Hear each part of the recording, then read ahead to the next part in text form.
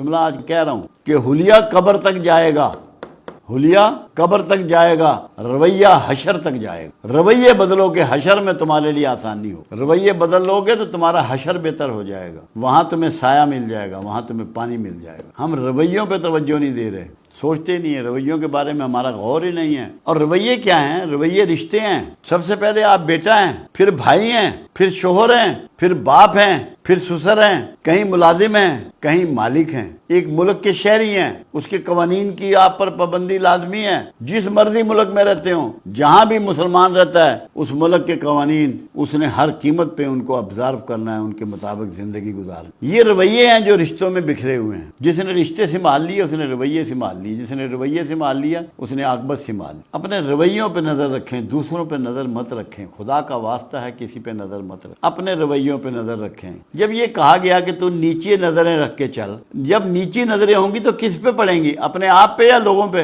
قرآن کہہ رہا ہے کہ نظریں نیچی، پردے کا جو حکم ہے پہلے مردوں کو ہے، خواتین کا حکم بعد میں ہے۔ اوڑھنیاں ڈال لو اور اپنی زینت کی جگہوں کو چھپا، پہلے مردوں کا ہے کہ اپنے نگاہیں نیچی رکھو۔ تو نیچی نگاہ تو کسی پہ پڑ ہی نہیں سکتی، کسی کی بلڈنگ پہ نہیں پڑ سکتی، کسی کی گاڑی پہ نہیں پڑ سکتی، ٹیمپٹیشن پیدا ہی نہیں کر سکتی، حرص و ہوا میں ہمیں مبتلا ہی نہیں کر سکتی ہماری آنکھ۔ رویے بدلیں اپنے روٹین میں۔ اسٹیج پہ کھڑے ہو کے باتیں کرنا کوئی اتنا مشکل نہیں ہوتا، بڑی ٹریننگ ہے لوگوں کی، لوگ رٹے لگا لیتے ہیں، کتابیں پڑھتے ہیں، گفتگو جو ہے تنہائیوں میں شیشے کے آگے کھڑے ہو کے پریکٹس کرتے ہیں، وہ کچھ بھی نہیں ہے، وہ کچھ نہیں ہے۔ آپ کے رویے کے بعد کملی والے کا ہے آدمی کہ یہ غلام ہے کملی والے کا، آپ کو نہ بتانا پڑے کہ میں مسلمان ہوں، نو نو نو، وقت کہے، زمانہ کہے، لوگ کہیں کہ یار یہ تو محمدن لگتا ہے، یہ تو کملی والے کے طریقے پہ ہے، ان کا غلام ہے، ان کا ماننے والا۔ آپ کیوں تعارف کروائیں؟ تعارف کی تو ضرورت ہی نہیں ہے، آپ کا تعارف آپ کا رویہ ہے۔ آپ دیکھیں کہ جب پہلی دعوت دی بنو ہاشم کو اللہ کے حبیب صلی اللہ علیہ وسلم نے، جملہ کیا کہا؟ میں نے ایک وقت تم میں گزارا ہے۔ یہ نہیں کہا میں سچا، یہ نہیں کہا قرآن سچا، یہ نہیں کہا اللہ سچا۔ اسٹرینتھ کس کو قرار دیا گفتگو کرنے کے لیے، دعوت کے لیے؟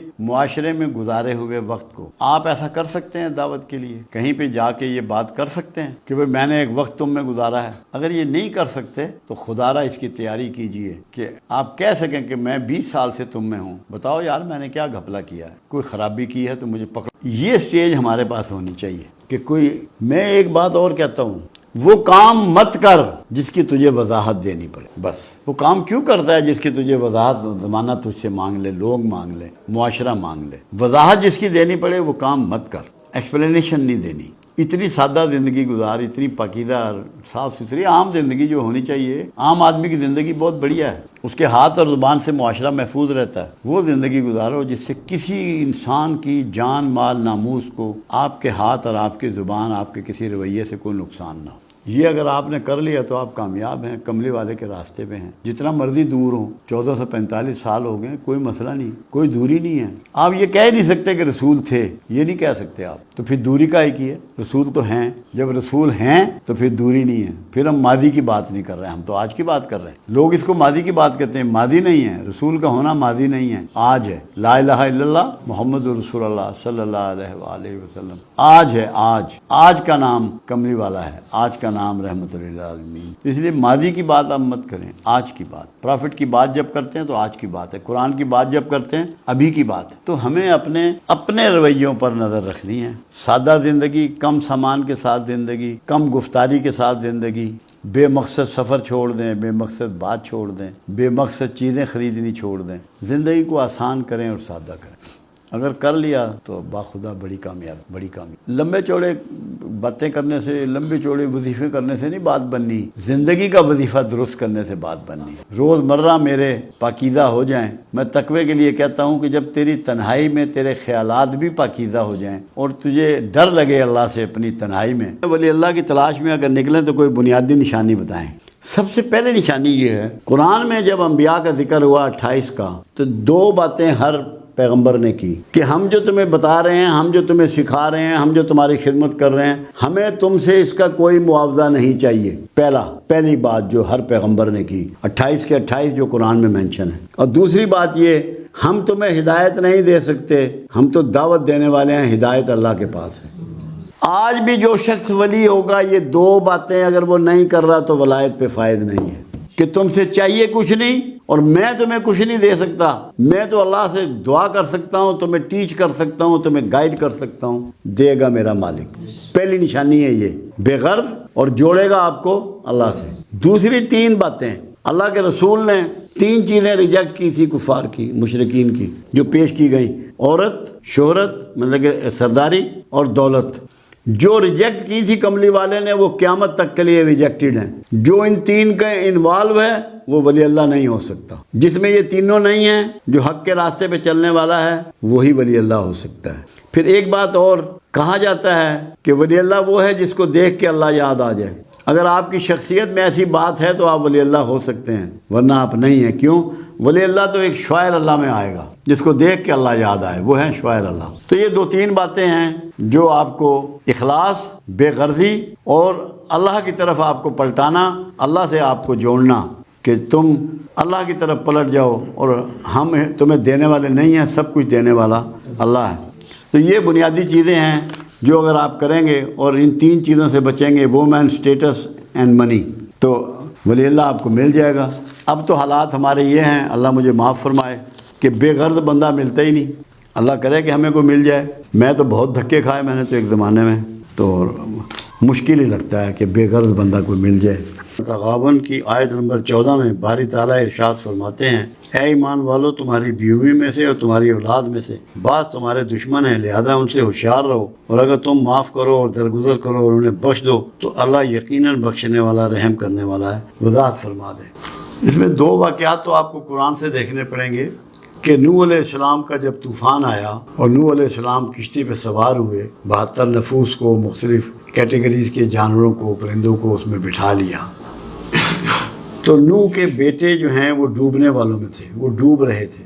نوح علیہ السلام نے چاہا کہ ان کو بٹھا لوں تو اللہ نے منع فرما دیا کہ یہ تیری آل نہیں ہے۔ جو ماں باپ کے طریقے پر نہ ہو، جو طریقہ ایک نبی کا اللہ نے اس کو دیا ہو، وہ اللہ رسول کا پابند نہ ہو، فرما بردار نہ ہو، تو یہاں تک اتنی بڑی سختی اللہ نے فرمائی کہ کہا کہ یہ تیری آل نہیں ہے۔ جو اولاد ماں باپ کی غیر فرما بردار ہے، ان کے پروگرام کے اگینسٹ چلتی ہے، ان کے رویے کے الٹ چلتی ہے، وہ ماں باپ کی دشمن ہی ہے۔ کیونکہ جو ماں باپ کا مشن ہے اس پہ جب اولاد ہی، گھر کے لوگ ہی مخالف چل رہے ہیں تو بندے کی کیا پوزیشن عوام الناس میں رہ جائے گی کہ اس کی تو اولاد ہی اس کی بات نہیں مان رہی، ہم کیوں مانیں؟ اس سے بڑی دشمنی کیا ہوگی ماں باپ۔ دوسری بات یہ بیٹے کی بات ہے۔ لوط علیہ السلام کی قوم کے لوگوں پر جب عذاب ہونا تھا اور پتھر نشان لگے ہوئے پتھر ان کو لگنے تھے، تو وہاں لوط کی بیوی کے لیے اللہ نے کہا کہ یہ پیچھے رہ جانے والوں میں سے ہے، کیونکہ وہ اس گروہ کے ساتھ تھی جو گندگی والا اور کبھی حرکت کرنے والا گروہ تھا۔ وہاں بھی اللہ نے اس کو الگ کر دیا۔ اولاد کو قرآن نے انعام بھی قرار دیا اور فتنہ بھی قرار دیا۔ انعام وہ جو اولاد اللہ کی، رسول کی، قانون کی فرما بردار ہے، ماں باپ کی خدمت گزار اور فرما بردار ہے، صرف فرما بردار نہیں، خدمت گزار ہے، اس کو انعام قرار دیا۔ اور جو ماں باپ کے کہنے پہ نہ چلنے والے ہیں، اللہ اور رسول کے احکامات کی جو ماں باپ بتاتے ہیں پابندی نہیں کرتے، ان کو دشمن قرار دیا ہے۔ مگر رعایت یہ رکھی کہ جو انہوں نے تمہارے ساتھ زیادتی کی ہے، اگر بخش دو تو اللہ بھی بخشنے والا مہربان ہے۔ کیوں؟